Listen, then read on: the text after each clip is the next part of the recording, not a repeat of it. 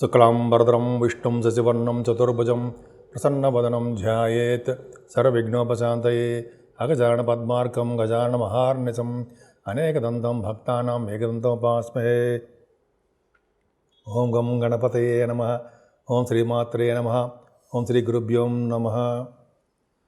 మా ఆది ఆస్ట్రాలజీ చూస్తున్నటువంటి మీ అందరికీ పేరు పేరున, అలాగే విదేశాల్లో కూడా ఉంటూ నా వీడియోస్ చూస్తూ నాకు ఫోన్ చేస్తూ ఎంతగానో నన్ను ఆదరిస్తున్నటువంటి మీ అందరికీ కూడా పేరు పేరున నా హృదయపూర్వక నమస్కారాలు.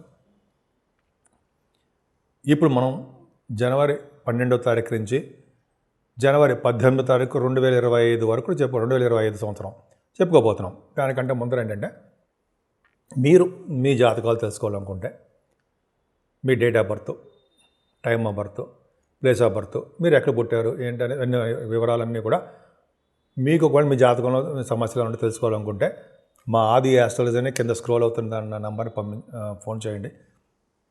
ఒకవేళ నేను ఫోన్ ఎంగేజ్లో ఉంటే మీరు షూటింగ్లో ఉన్నా మీకు వాట్సాప్లో మీరు పెట్టండి. షూటింగ్లో ఉంటే నేను ఫోన్ లిఫ్ట్ చేయలేకపోవచ్చు. షూట్లో ఉంటే మీరు వాట్సాప్లో మెసేజ్ పెడితే నేను చూస్తాను, మీకు ఏం కావాలో చూసి చెప్తే మనం చేద్దాము. సరే, అదే మేము ముహూర్తాలు కూడా పెడతామండి, పెళ్లి ముహూర్తాలని. మేము అంటే నేను అర్థం, ఆది ఆస్ట్రాలజీ తరపున నేను ఒక్కడే ఉన్నాను. పెళ్లి ముహూర్తాలు కానీ, ఒడుగు ముహూర్తాలు కానీ ఇప్పుడు రాబోతున్నాయి కదా, ఒడుగు ముహూర్తాలు కూడా ఉంటాయి. అలాగే గృహప్రవేశ ముహూర్తాలు, మీకు ఏమేమి కావాలన్నా మనం పెడతాము. మీరు ఒకవేళ కావాలనుకుంటే మమ్మల్ని సంప్రదించవచ్చు. నేనే ఫోన్ లిఫ్ట్ చేసి మాట్లాడతా, అసిస్టెంట్లు ఎవరు మాట్లాడరు. ఎందుకంటే నేను మాట్లాడితేనే మీకు సంతోషంగా మాట్లాడాలి, వినాలి అనిపిస్తుంటుంది. సరే, అది పక్క పెడితే ఇప్పుడు మనం జనవరి 12వ తారీఖు నుంచి 18వ తారీఖు వరకు ఎలా ఉందో, మన 12 రాసుల వాళ్ళకి ఎలా ఉండబోతోంది, గ్రహాలు కూడా మారుతూ ఉంటాయి. గ్రహాల యొక్క ప్రభావం ఎలా ఉండబోతోంది, ముఖ్యంగా సూర్యభగవానుడు మారుతున్నాడు 14వ తారీఖుని. అంటే ధనుర్రాశిలోంచి మకర రాశిలోకి వస్తున్నాడు. ఆయన 14 దాకా రావడం వల్ల ఉత్తరాయణ పండుగకాలం స్టార్ట్ అవుతుంది. ఇప్పుడు చెప్పుకుందాం. అది యాక్చువల్గా చివరిలో చెప్తారండి, మొత్తం రెమెడీస్ ఉత్తరాయణ పుణ్యకాలంలో ఏం చేయాలి అనేది మనం చివరిలో చెప్పుకుందాం. ధనుర్రాశి వాళ్ళకి రవి బుధులే మీ రాశిలో ఉన్న 10th హౌస్ లార్డ్, భాగ్యాధిపతి రాజా అంటే 9th house lord, 10th house lord మీ రాశిలో ఉండడం వల్ల ప్రతి విషయంలో ముందంజలో ఉంటారు, శ్రద్ధగా ఉంటారు.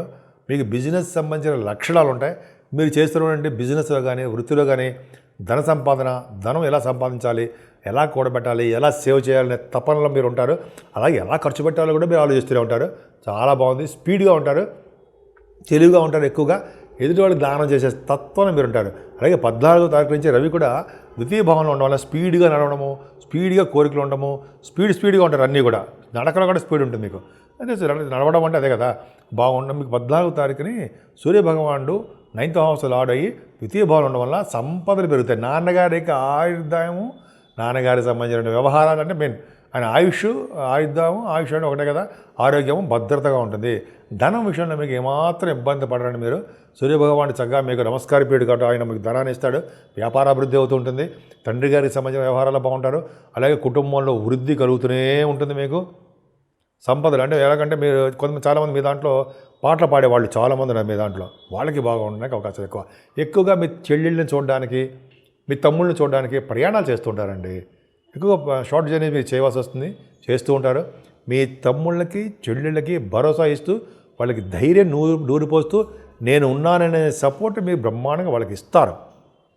అదృష్టం, అదొక అదృష్టం అండి. అంతేకాకుండా మీకు కొత్త ఆలోచనలతో మీరు చాలా షార్ట్ జర్నీస్ చేస్తారు. వాహనయోగం కూడా ఉంది. చదువు విషయంలో కొద్దిగా చిన్న ఆటంకాలు ఎదురవుతాయి. అయినా కూడా మీరు కార్యదీక్షతోటి పట్టుదలతో చదవండి. రాహు కూడా ప్రభావం 4th భావం ఉంది కాబట్టి ఫారిన్ కంట్రీస్ వెళ్తారు. పుత్ర సంతానం కానీ, పుత్రిక సంతానం విషయంలో కొద్దిగా యోగాలు తక్కువగా ఉన్నాయి, ప్రాబ్లమ్స్ ఉన్నాయి.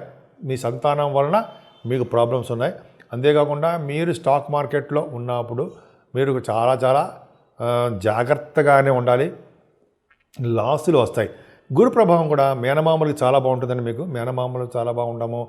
మీకు శత్రుభయం లేకుండా మిత్రులుగా ఉండడానికి అవకాశం ఉంటుంది. శత్రుభయం ఉంది కానీ శత్రువులు లేకుండా కాపాడే శక్తి గురుడికి ఉంటుంది. అలాగే మీరు విదేశాలకు వెళ్తే స్టాంపింగ్ అవ్వడం అది అవకాశాలు ఎక్కువ ఉన్నాయి. ఏదేమైనా 7వ రాశిలో ఉండడం వల్ల ఫారిన్ కంట్రీస్ వెళ్తారు. మంచి సంబంధాలు వస్తాయి. మీకు సంబంధాల్లో రావడము, అయితే మీ భార్యాభర్తల అనురాగం బాగా ఉండడం జరుగుతుంది. అష్టమంలో కుజుడు మంచివాడా కాదు కదా, పంచమాధిపతి అష్టమంలోకి వెళ్ళిపోయాడు, కానీ అష్టమాధిపతి కలిశాడు అంటే కుజమంగళ యోగం చంద్రమంగళ యోగం అంటాం కదా. అంటే తలవంతరంగా వచ్చే ధనయోగము, సంతానం అభివృద్ధి, మీ సంతానం వలన మీకు కలిసి రావడము, లా రిలేటెడ్ ఏమైనా ప్రాబ్లమ్స్ ఉంటే కేసులు ఎటువంటి అంటే వాటిని సక్సెస్ చేయడము, అంటే క్రమేపీ మా కేసులు అంటే లా రిలేటెడ్ లా సంబంధించిన వ్యవహారాలు మీకు సక్సెస్ అవ్వడము బాగుంటుంది. అంతేకాకుండా తలవంతరంగా వచ్చే ధనయోగం బాగుంటుందండి. ముఖ్యంగా రియల్ ఎస్టేట్ రంగంలో ఉన్న వాళ్ళకి 14-15 తారీఖుల్లో వాళ్ళకి ధనయోగం బాగా ఉండడానికి అవకాశం ఉంది. ఏదైనా భాగ్యస్థానం కూడా బాగుంది కాబట్టి తండ్రి గారికి ఇంత చెప్పిన తండ్రి గారికి బాగుంటుంది. మీరు ప్రసిద్ధమైన పుణ్యక్షేత్ర దర్శనాలు చేసుకోబోతున్నారు, అమ్మవారి యొక్క దర్శనాలు చేసుకుంటారు కూడా. ముఖ్యంగా సూర్యభగవాన్ దేవాలయాలతో పాటు సుబ్రహ్మణ్య స్వామి దేవాలయాలు 6 పుణ్యక్షేత్రాలు సౌత్లో ఉన్నాయి. అలా వాటి కానీ అవి కానీ మీ దగ్గరలో ఉండే టెంపుల్స్ కానీ వెళ్ళి దర్శించుకోవడం వల్ల అనారోగ్య సమస్యల నుంచి మీరు బయటపడతారు. ఉద్యోగ భద్రత మీకు బాగా ఉందండి, ఏమాత్రం ఇబ్బంది పడాల్సిన అవసరం లేదు. రియల్ ఎస్టేట్ కంటే సాఫ్ట్వేర్ రంగ ఉద్యోగస్తులకి చాలా బాగుంటుంది. ఈ ఎలక్ట్రిసిటీ, ఎలక్ట్రానిక్స్, ఈ కంప్యూటర్ సాఫ్ట్వేర్, గవర్నమెంట్ సంబంధించిన వ్యవహారాల్లో ఉండడము అవన్నీ మీకు కలిసి వచ్చే అంశం అండి. మీకు ఆడవాళ్ళకి చెప్తున్నాను, మీరు బ్యాంకింగ్ రంగంలో ఉన్నా, అయితే కొంతమంది ఏమో ఎడ్యుకేషన్ సంస్థలో ఉన్నా, ఇవందరికీ చాలా బాగుంటుంది. ముఖ్యంగా వేద పండితులకి అద్భుతమైన కాలం చెప్పచ్చు. మంచి ఉద్యోగాలు ఉంటాయండి, ఉద్యోగ భద్రత ఉంటుంది, ఉద్యోగంలో ప్రమోషన్స్ రావడానికే మీకు అవకాశాలు ఎక్కువ ఉన్నాయంటే సందేహం లేదు.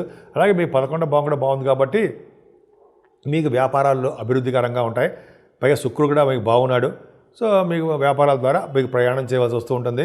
అలాగే మీకు సన్మానాలు కూడా జరుగుతాయి. మీకు అంటే విదేశాలకు వెళ్ళడము, అక్కడ ప్రోగ్రామ్స్ ఇవ్వడం వల్ల ఆదరింపబడడం, మిమ్మల్ని ఆదరిస్తూ ఉంటారు, సన్మానాలు చేస్తూ ఉంటారు, డబ్బులు కూడా మీకు ఖర్చు అవుతూ ఉంటాయి. ఒకప్పుడు సందర్భంలో అప్పులు కూడా చేసేదైనా సరే విదేశాలు ప్రోగ్రామ్స్ ఇవ్వడము, ఇంటర్నేషనల్ రిలేటెడ్ సంబంధించిన బిజినెస్లో మీకు సక్సెస్ అవ్వడము ఇవన్నీ బాగున్నాయండి.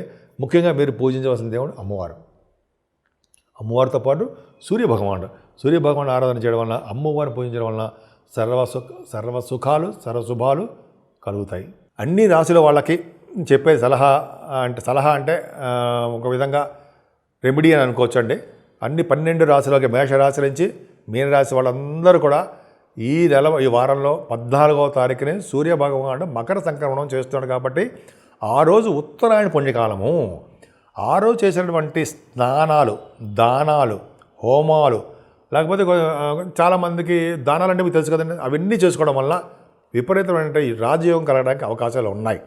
సో సూర్యభగవానుడికి నమస్కార ప్రియుడు కాబట్టి సూర్యభగవాన్ నమస్కారం చేయడము, అర్ఘ్యం సమర్పించడము, యోగాసనం చేయడము, ఇవన్నీ కూడా గాయత్రి మంత్ర జపము 108 సార్లు అలా చేయడం వలన 12 రాశుల వాళ్ళకి అద్భుతమైన కాలం అని చెప్పచ్చండి. అంతేకాకుండా ఈ నెల మొత్తం కూడా అమ్మవారి యొక్క అభిషేకాలు, అమ్మవారి యొక్క పూజలు, శక్తి పీఠాలు దర్శించుకున్నా, లేకపోతే వెంకటేశ్వర స్వామి ఆరాధన కానీ శివాభిషేకాలు చేసుకున్నా, శనీశ్వరుడికి కొద్దిగా అండి తైలాభిషేకాలు చేసుకుంటూ ఆయన యొక్క మన ఆశీస్సులు పొందడం వల్ల మీ 12 రాశుల వల్ల ఉన్న వాళ్ళందరికీ కూడా సర్వ సుఖాలు కలుగుతాయి, సర్వ దోషాలు పరిహారం అవుతాయి. ముఖ్యంగా అమ్మవారి పూజలు చేసుకోండి, సూర్యభగవాన్ ఆరాధన, ఈ 2 చేసుకోవడం వల్ల అన్ని రంగాలను మీరు ముందంజలోనే ఉంటారనడంలో ఏమాత్రం సందేహం లేదు.